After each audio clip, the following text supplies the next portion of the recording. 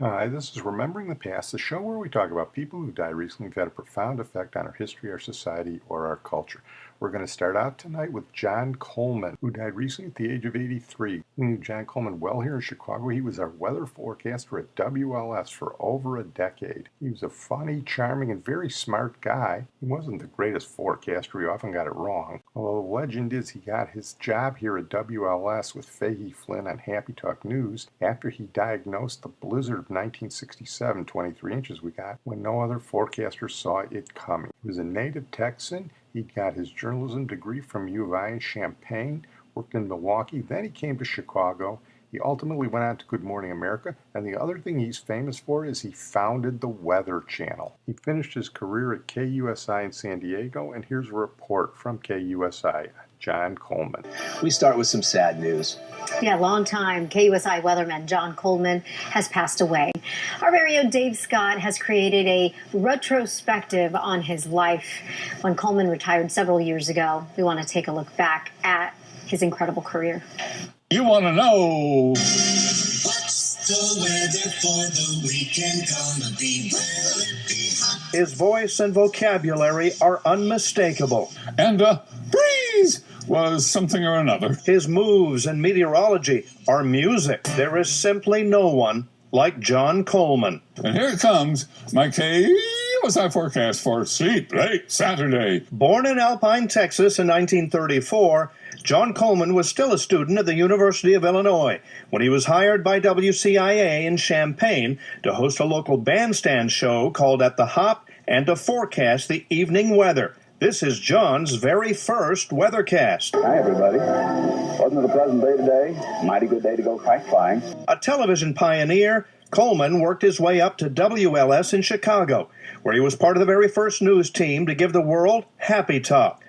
A whole new rapport showcased when Coleman became the first weatherman on Good Morning America. Smiling John Coleman today because it's nice weather.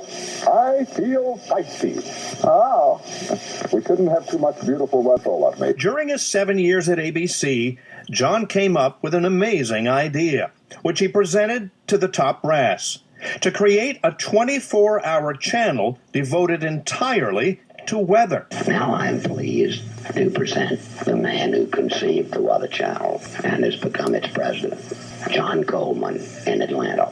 Frank, thank you very much. The idea was ahead of its time, so in 1981, Coleman struck out on his own. With the help of Frank Batten, he created the Weather Channel, serving as CEO, president, and meteorologist. And good evening, America. Welcome to the Weather Channel, the non-ending weather telethon. In 1983, Coleman was honored by the American Meteorological Society as Broadcast Meteorologist of the Year. I'm up with the times.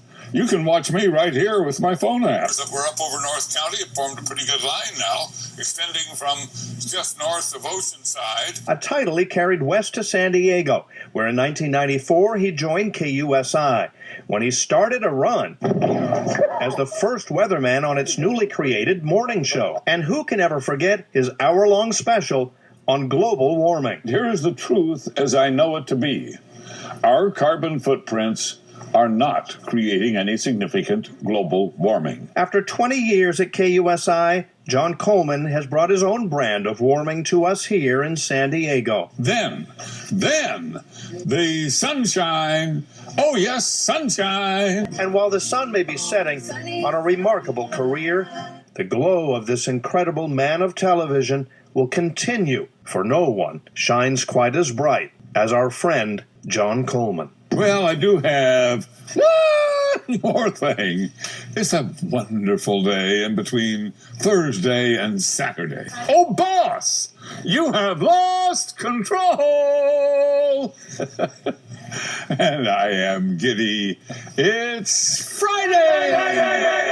Just want to mention one other thing on John Coleman. For a while here, he had a late-night talk show on WLS.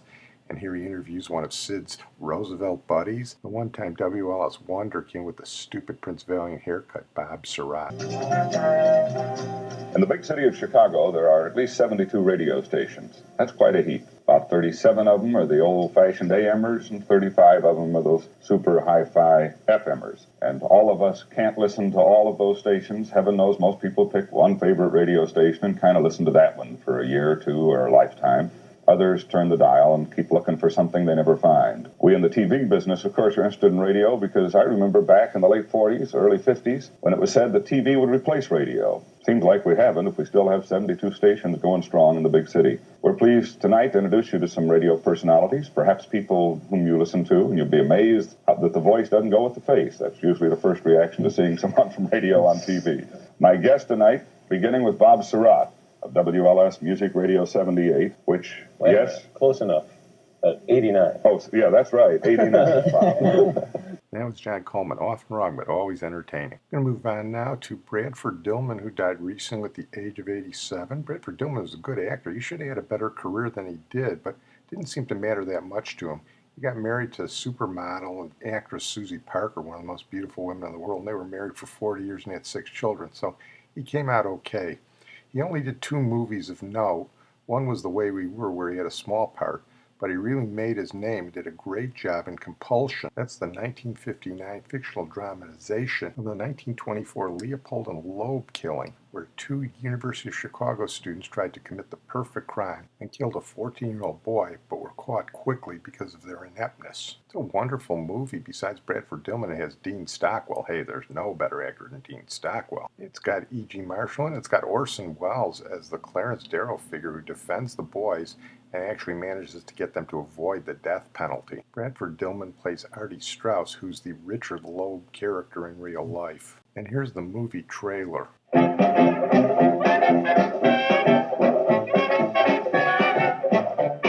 Ladies and gentlemen, we stopped this film deliberately to tell you that 2 of the young people you are watching have just committed what has become the crime of the century.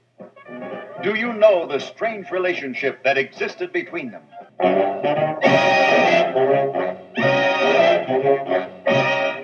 We agreed to explore all the possibilities of human experience, didn't we? And they left no human experience untried. You have to attack me, John. I don't have to do anything. If I attack you, it's because I choose. You said you wanted me to command you. I do. I think he's a dirty, evil... You keep your filthy mouth shut! Just because he can speak about something besides sex, you and Artie and all the rest of you seem to think he's some kind of freak. You ditching me for some girl? If he tries to rape you, you make excuses for it. This crime is the most fiendish, cold-blooded, inexcusable case the world has ever known. That's what Mr. Horn has told this court.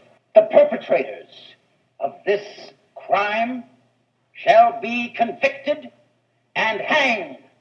Do you think you can cure it by killing these boys? By hanging them, do you think you can cure the hatreds and maladjustments of the world? Like I said, that was Bradford Dillman's big movie. Most of his other movies were Drac. He did some TV too. Hey, he gets a mention for a Columbo appearance. He was Ray Milland's nephew, and Ray Milland kills him for $300,000 trust fund. But don't worry, Columbo sniffed that baby out. But otherwise, Bradford Dillman just enjoyed his life, his family, and wrote books, including one about the New York Giants. We're going to close with our feature tonight, Hugh Masekela, who died recently at the age of 78. He was the great South African trumpeter and anti-apartheid activist. Here's the BBC 4 Last Word with Matthew Bannister on Hugh Masekela. Hugh Masekela was the South African trumpeter, singer, and anti-apartheid activist. His powerful personality and prodigious musical talent made him an international star and an influential campaigner. Milton Nkosi of the BBC's Johannesburg Bureau. Beyond Nelson Mandela, in South Africa, a death does not get bigger than this. Hugh Masekela has touched the hearts and minds of South Africans across the length and breadth of this country. I was kidnapped by music.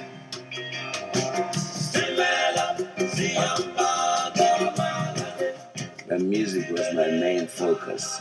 To a certain extent, it was an anesthetic against all the pains of the violence in South Africa, the violence in my family, the dysfunctional relationships. Hugh Masekela was born in the coal mining town of Witbank near Johannesburg. His father was a health inspector and a sculptor, and his mother a social worker. Hugh was largely brought up by his grandmother, who ran an illegal bar for mine workers. The music journalist Robin Denslow. Hugh Masekela went to an extraordinary school called St. Peter's, which was very rare in the apartheid era in that it gave a chance to black students and had an extraordinary staff. And among the staff was a man called Trevor Huddleston, who went on to become Archbishop Trevor Huddleston and headed the anti-apartheid movement in Britain. And Masekela was always in trouble. He went to see Huddleston. He said, "What can I do to help you?"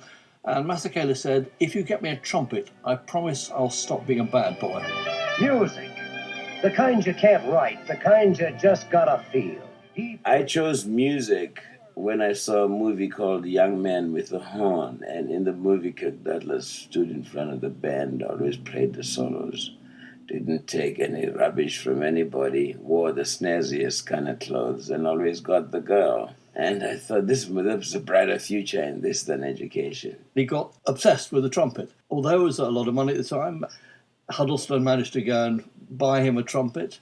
He got a Salvation Army teacher to teach him. Eventually, after making terrible noises outside the school gates, he became a very, very good trumpeter. We were raised to be very proud and extraordinary, and we knew that it was our land and that these were usurpers. We were cleaner than them, we were more dignified than them. And then when we grew up, we learned to laugh at the oppressor. And I think in South Africa, the oppressor had a much more painful time than the oppressed. As he says himself, if you were a black South African at that period, you became politicized. He suffered under apartheid. He saw his friends suffer. He knew Mandela, and he became an activist. But the height of my success was on the Johnny Carson show and the Merv Griffith show and all the leading shows, and all I talked about was what was happening in South Africa. And the international public relations man for South Africa came to the show, and he said, "Hey, you're killing us. You know, you're giving us bad publicity and all these programs. And to be fair, we would like you to come home and see for yourself all the changes that we are making in our country. You can come as an honorary white." I said, "You are inviting me to my own country that you have usurped as an honorary white. That's the biggest insult." And I asked him to get the hell out of my dressing room. Hugh Masekela and I first met in 1966. Paul Simon. Because of Masekela's outspoken criticism of the regime in South Africa and the apartheid system, he is not allowed to go home to his country. But he's welcome in every other country of the world that loves great jazz. Nelson Mandela, bring him back home to Soweto. When Mandela was let out of prison, he was able to go back to South Africa, and obviously they met many times, and he played for him many times then. I think the finest occasion I've seen them together was the occasion when he was playing at the Albert Hall, the state visit for Mandela to Britain, and Masekela was on stage playing, and Mandela got up in the royal box and started dancing. The Queen and Prince Philip did not sure quite what to do, but they were enthusiastic. That was a wonderful moment. While Hugh Masekela was a thorn on the side of the apartheid government, he did not let go after the end of apartheid. In this new democratic dispensation, he criticized the current regime right up until the end. When I was interviewed before, people say, "Well, how do you feel about what has happened for you?" I said, "I don't think it means anything if my people are not free."